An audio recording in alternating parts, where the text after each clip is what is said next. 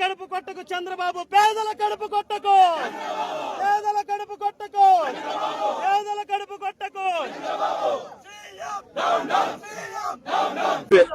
వ్యాపారాభివృద్ధి కోసం వీధి వ్యాపారస్తులందరినీ కూడా అలిపిరి రోడ్డులో జేసీబీలను పంపించి వాళ్ళ పండ్లన్నిటినీ ధ్వంసం చేసి రోడ్డున పాలు చేశారు.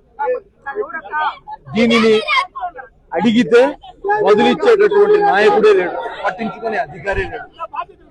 వీధి వ్యాపారస్తులకు 2014 స్ట్రీట్ వెండర్స్ ప్రొటెక్షన్ ప్రకారం వాళ్లకు ప్రత్యామ్నాయం చూపకుండా వాళ్లను అక్కడి నుంచి వెళ్లగొట్టేటటువంటి అధికారం ఆర్టికల్ 19(1)G ప్రకారం కూడా వీధి వ్యాపారస్తులకు రాజ్యాంగం రక్షణ కల్పిస్తుంది.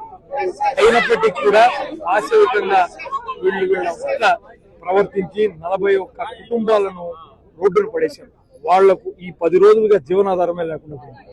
పైగా ఈ తిరుమల క్షేత్రం కింద ఉన్నటువంటి కుంకుమ అలానే కర్పూరాలు అమ్మేటటువంటి వ్యాపారస్తులను కూడా తొందరలో తీసేయబోతున్నారు అన్నటువంటి వార్తలు కూడా అందుతున్నాయి. నేపథ్యంలో వైఎస్ఆర్ కాంగ్రెస్ పార్టీ పేదల పక్షాన నిలబడుతుంది, వాళ్ళ కోసం పోరాటం చేస్తుంది. ఈ రోజున ఆ తొలగించబడినటువంటి బండ్లను చట్టబద్ధంగా పెట్టాలన్న ప్రయత్నం చేస్తే అత్యంత పాశవికంగా ఆ బండిని తొలగించే ప్రయత్నం చేస్తున్నారు.